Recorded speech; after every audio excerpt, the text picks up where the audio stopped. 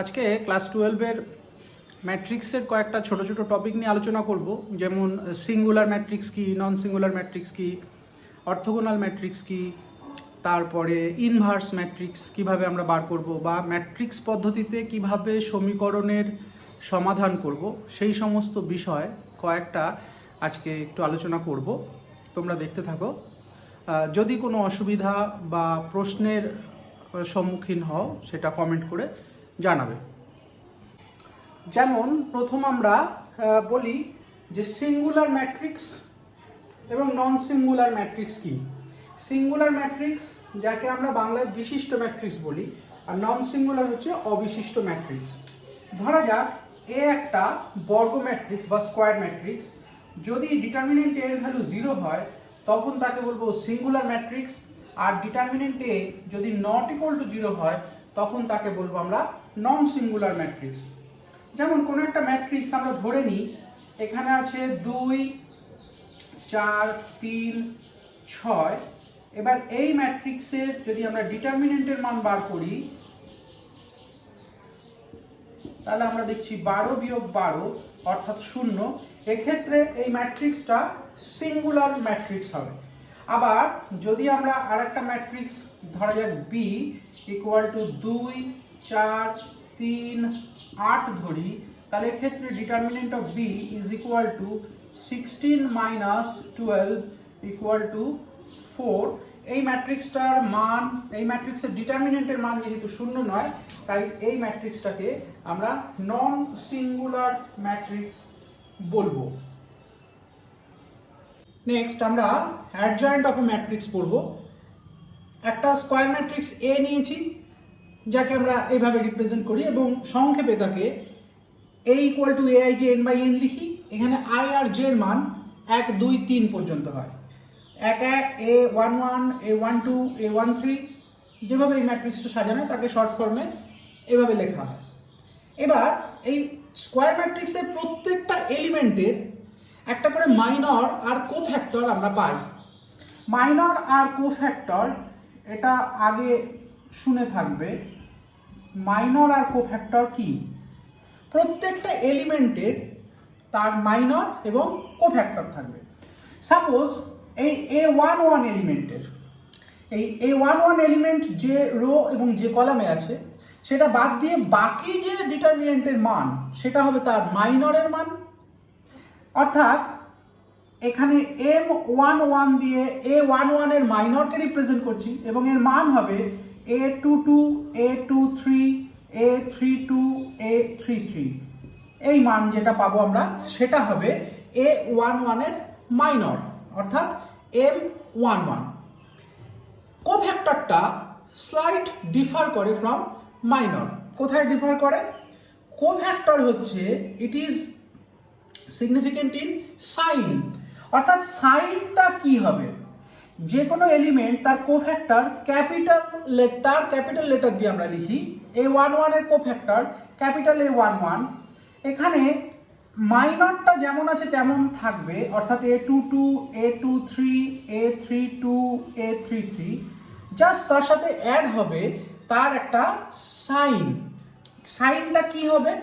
সাইনটা হবে যে এটা যে যত নম্বর রো এবং যত নম্বর কলামের এলিমেন্টের আমরা কোফ্যাক্টর বার করছি -1 টু দি পাওয়ার, এটা 1 নম্বর রো এবং 1 নম্বর কলামের এলিমেন্ট, তাই এটা -1 টু দি পাওয়ার 1 প্লাস 1 হবে।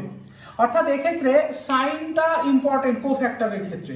এরকম প্রত্যেকটা এলিমেন্টেরই কোফ্যাক্টর আমরা বার করতে পারবো। সাপোজ A22 কোফ্যাক্টর বা A22 ছাড়ি A23 কোফ্যাক্টর বার করছি, এটা ক্যাপিটাল A23, তার সামনে সাইনটা হবে -1 two the power 2 plus 3 into determinant হবে এ যে আর যে কলাম, যে রো এবং যে কলামে আছে সেটা বাদ দিয়ে, অর্থাৎ A11, A12, A31, A32 এই ভ্যালুটা হবে A23 কোফ্যাক্টর।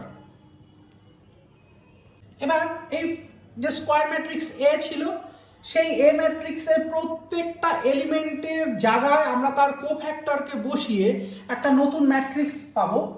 সাপোজ এই দেখো A11, A12, A13 capital A21, A22, A23, A31, A32, A33, এই যে নতুন ম্যাট্রিক্স পেলাম, তার ট্রান্সপোজ নিয়ে অর্থাৎ তার রো এবং কলামগুলোকে যদি ইন্টারচেঞ্জ করে আমরা যে ম্যাট্রিক্সটা পাবো সেই ম্যাট্রিক্সটা হচ্ছে অ্যাডজয়েন্ট অফ এ। অর্থাৎ এ একটা স্কোয়ার ম্যাট্রিক্স, সেই ম্যাট্রিক্সের অ্যাডজয়েন্ট ম্যাট্রিক্সটা হচ্ছে এ ম্যাট্রিক্সের প্রত্যেকটা এলিমেন্টের করসপন্ডিং কোফ্যাক্টরগুলো তাদের পজিশন অনুযায়ী বসবে, কোফ্যাক্টরগুলোর এলিমেন্ট যে পজিশনে কোফ্যাক্টরগুলো সেই পজিশনে প্রথমে বসাবো, বসিয়ে তারপরে তার ট্রান্সপোজ করে দেবো। তাহলে আলটিমেটলি অ্যাডজয়েন্টটা কি হয়ে গেল? A11, A21, A31, A12, A22, A32, A13, A23, A33. This is the adjoint of A.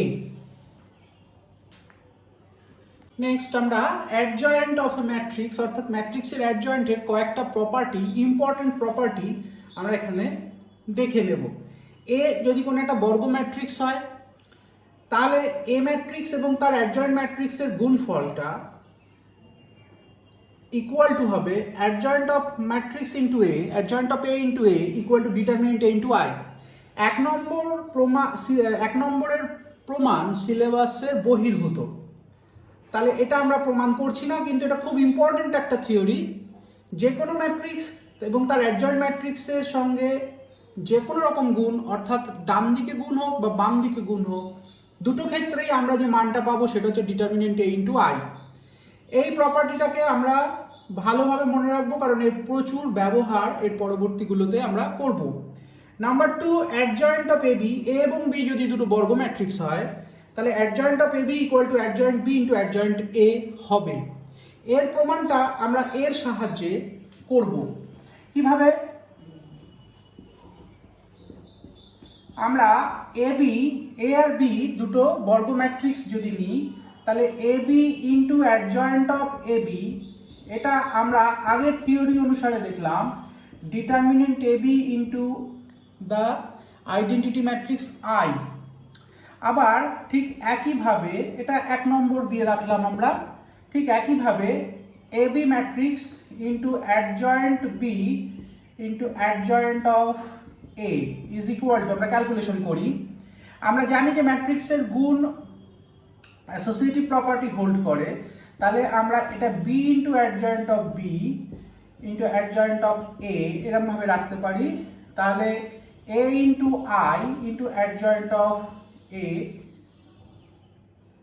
Sorry, A into determinant of B into I into adjoint of A. এবার এই ভ্যালুটাকে আমরা বাইরে নিয়ে আসতে পারি into A into adjoint of A, এটাকে আবার গুণ করলে আমরা পাই determinant B into determinant A into I, অর্থাৎ determinant A B into I. এবার 1 এবং 2 দুটোরই ডান প্রান্তে একই মান আসার জন্য আমরা তাহলে বলতে পারি যে A B into adjoint of AB is equal to AB into adjoint B into adjoint A। যেহেতু determinant AB not equal to 0, তাহলে আমরা এখানে বলতে পারি adjoint of AB is equal to adjoint of B into adjoint of A। এর পরের যে কটা প্রপার্টি রয়েছে অ্যাডজয়েন্টের, সেটা হচ্ছে adjoint of A transpose equal to adjoint A whole transpose. এখানে আমরা যেভাবে প্রথম ম্যাট্রিক্স একটা 3x3 অর্ডারের ম্যাট্রিক্স A11, A12, A13, আগে একটু ভিডিওটা একটু ব্যাক করে দেখতে পাবে, এ যে কোনো একটা আমরা 3x3 ম্যাট্রিক্স ধরেছিলাম, সেই রকম একটা স্ট্যান্ডার্ড ম্যাট্রিক্স ধরে তার ট্রান্সপোজ করে অ্যাডজয়েন্ট করলে আবার রাইট সাইডে সেই ম্যাট্রিক্সের অ্যাডজয়েন্ট করে ট্রান্সপোজ করবে, একই জিনিস পেয়ে যাবে। খুব ইজি প্রমাণটা নিজেরা করবে। নাম্বার 4, যদি এ যে কোনো একটা n/n ক্রমের বর্গ ম্যাট্রিক্স হয় তাহলে ডিটারমিনেন্ট অফ অ্যাডজয়েন্ট এ তার মানটা determinant A whole to the power n-1 হবে। অর্থাৎ এটা জ্যাকোবিস থিওরেম, খুব ইম্পর্টেন্ট একটা থিওরেম। এ ম্যাট্রিক্স যদি 3 ক্রমের একটা বর্গ ম্যাট্রিক্স হয় তাহলে তার অ্যাডজয়েন্ট নিয়ে ডিটারমিনেন্টের যে মানটা আসবে সেটা এ ম্যাট্রিক্সের ডিটারমিনেন্টের মান হোল টু দি পাওয়ার 2 হবে, মানে হোল স্কোয়ার হবে, টু দি পাওয়ার n-1। যত অর্ডার পাওয়ারে তত -1 হবে। খুব ইম্পর্ট্যান্ট একটা থিওরেম, এটা জ্যাকোবিস থিওরেম। এবং নাম্বার 5, আর যদি এ একটা প্রতিসম ম্যাট্রিক্স হয় তাহলে তার অ্যাডজয়েন্ট ম্যাট্রিক্সটাও প্রতিসম হবে। এটাও একটা খুব সোজা প্রমাণ, নিজেরা যাচাই করে দেখতে পারো। যে কোনো একটা 3x3 ক্রমের ম্যাট্রিক্স নিয়ে, প্রতিসম ম্যাট্রিক্স নিয়ে তার অ্যাডজয়েন্ট বার করে দেখবে, সেটাও প্রতিসম আসবে। নেক্সট আমরা ইনভার্স অফ এ ম্যাট্রিক্স, অর্থাৎ একটি ম্যাট্রিক্সের বিপরীত ম্যাট্রিক্স কি করে বার করতে হয় সেটা শিখবো। আগের চ্যাপ্টারে আমরা অন্য এক পদ্ধতিতে বিপরীত ম্যাট্রিক্স বের করা শিখেছি। সেখানে খানিকটা ডেফিনিশনও হয়তো শিখেছি। এখানে আমি আরেকবার সেটাকে রিমাইন্ড করাচ্ছি যে ইনভার্স অফ এ ম্যাট্রিক্স, যে কোনো ম্যাট্রিক্স একটা এ, তার ইনভার্স ম্যাট্রিক্স হবে যদি আমরা এমন একটা ম্যাট্রিক্স বি পাই যাতে এর সঙ্গে বি এর গুণফল এবং বির সঙ্গে এর গুণফল করলে আমরা আইডেন্টিটি ম্যাট্রিক্স পেতে পারি। এক্ষেত্রে বি ম্যাট্রিক্সকে এ ম্যাট্রিক্সের ইনভার্স বলা হয় এবং আমরা এটাকে লিখি a equal to B inverse, অর্থাৎ a into A inverse is equals to A inverse into A is equals to I হবে। আমরা একটু আগে অ্যাডজয়েন্ট অফ এ তার যে প্রপার্টিগুলো সেখানে আমরা দেখেছি যে a into adjoint of A is equal to adjoint of A into A is equals two determinant a into I ছিল। এখানে ডিটারমিনেন্ট এ যদি নট ইকুয়ালস টু 0 হয়, ডিটারমিনেন্ট এ যদি নট ইকুয়ালস টু 0 হয়, সেক্ষেত্রে আমরা a into adjoint of A by determinant of A equal to adjoint of A by determinant A into A is equals to দেখছি I. অর্থাৎ এক্ষেত্রে দেখা যাচ্ছে যে এই যে ম্যাট্রিক্স, অর্থাৎ adjoint of A by determinant of A, এই ম্যাট্রিক্সটা এ ম্যাট্রিক্সের ইনভার্স ম্যাট্রিক্স হচ্ছে, অর্থাৎ A inverse equals to adjoint of A by determinant of A. তাহলে যদি কোনো একটা ম্যাট্রিক্স দেওয়া থাকে, আমাদের এই ম্যাট্রিক্স বর্গ ম্যাট্রিক্স দেওয়া থাকে, তার ডিটারমিনেন্টের ভ্যালু যদি 0 না হয়, তাহলে আমরা এই পদ্ধতিতে তার ইনভার্স বার করতে পারবো এবং তার ফর্মুলা হচ্ছে A inverse equal to adjoint of A by determinant of A. বিপরীত ম্যাট্রিক্সের একটা প্রপার্টি, খুব ইম্পর্টেন্ট প্রপার্টি, যে এ ইনভার্সের অস্তিত্ব থাকবে যদি এবং কেবলমাত্র যদি A not determinant A not equal to 0 হয়। অর্থাৎ এ ইনভার্সের যদি অস্তিত্ব থাকে তাহলে determinant A not equal to 0 হবে এবং determinant A not equal to 0 হলে এ ইনভার্সের অস্তিত্ব থাকবে। এটার প্রমাণ আমরা এখানে খুব সহজেই করতে পারি। যে প্রথমে ধরে নিই যে এ ইনভার্সের অস্তিত্ব আছে। এ ইনভার্সের অস্তিত্ব আছে আমরা ডেফিনিশনে কি দেখেছি, যদি একটা ম্যাট্রিক্স বি পাই যাতে A B into B A is equals to I হয়। এখন determinant of A B is equal to determinant of I, অর্থাৎ এটা 1। আবার ডিটারমিনেন্ট অফ এ বিকে আমরা determinant A into determinant B ভাঙতে পারি। তাহলে এই ক্ষেত্রে দুটো ডিটারমিনেন্টের গুণফল যেহেতু 1, অর্থাৎ determinant A not equal to 0 আমরা বলতে পারি। অর্থাৎ এক্ষেত্রে এ ইনভার্সের অস্তিত্ব আছে ধরে নিয়ে আমরা determinant A not equal to 0 দেখালাম। নেক্সট আমরা উল্টোটা করব, determinant A not equal to 0 ধরে এ ইনভার্সের অস্তিত্ব আছে সেটা দেখাবো। অর্থাৎ এক্ষেত্রে আমরা determinant A not equal to 0 ধরে নিলাম। ধরে এবার প্রমাণ করব কিরকম, যে কোনো একটা ম্যাট্রিক্স এর ক্ষেত্রে তার অ্যাডজয়েন্টের সঙ্গে সেই ম্যাট্রিক্সের গুণফল is equals to adjoint of A into সেই ম্যাট্রিক্সের গুণফল আমরা জানি যে ডিটারমিনেন্ট এ ইন্টু আই হয়। এবার যেহেতু determinant A not equal to 0 আছে, এই অংশটা নট ইকুয়াল টু 0 আছে, তাহলে আমরা একে দিয়ে সবাইকে ভাগ করতে পারি। অর্থাৎ A into adjoint of A by determinant of A, একটু আগে যেটা ডেফিনিশনের সময় আমি একবার বলেছি সেইটাই আরেকবার দেখবো, ইকুয়াল টু আই হচ্ছে। অর্থাৎ এ ম্যাট্রিক্সের সঙ্গে এই ম্যাট্রিক্সটার গুণ করলে আমরা আইডেন্টিটি ম্যাট্রিক্স পাই। অর্থাৎ আমরা বলতে পারি A inverse equal to adjoint of A by determinant A. এক্ষেত্রে determinant A not equal to 0 ধরার পরে আমরা এ ইনভার্সের অস্তিত্ব বার করতে পেরেছি। অর্থাৎ এইভাবে আমরা উপপাদ্যটা প্রমাণ করতে পারবো। নেক্সট আমরা দেখবো যে এ ম্যাট্রিক্সের যদি ইনভার্স থাকে, অর্থাৎ এ ম্যাট্রিক্স যদি বিপরীতকরণযোগ্য হয়, ইনভার্টেবল হয়, সেক্ষেত্রে এ ম্যাট্রিক্সের যে ইনভার্সটা এক্সিস্ট করবে সেটা ইউনিক হবে। অর্থাৎ এ ম্যাট্রিক্সের যদি ধরে নিই যে দুটো ইনভার্স রয়েছে বি আর সি, তাহলে আমরা AB into B, AB equal to BA equal to I পাচ্ছি, আবার AC equal to C equal to I পাচ্ছি। আমরা এই বি আর সি সেম ম্যাট্রিক্স সেটা একটু দেখাবো। এখন এ ম্যাট্রিক্সের তো দুটো ইনভার্স, সি আর বি দুজনই তো, তাই এটাকে মাঝখানে রেখে আমরা এই সি এ বির ক্যালকুলেশনটা দেখো এরকম দেখাচ্ছি। সি এ প্রথমে এইটুকুকে ব্র্যাকেট করে এটা করছি, সি এ মানে আমরা জানি I into B equal to B. আবার সি এ বির ক্ষেত্রে যদি আমরা এই পরে ব্র্যাকেটটাকে ব্যবহার করি, এই দুটো জিনিস কিন্তু সেম, কারণ এটা অ্যাসোসিয়েটিভ প্রপার্টি হোল্ড করে। তাহলে এক্ষেত্রে আমরা C into I equal to পাচ্ছি সি।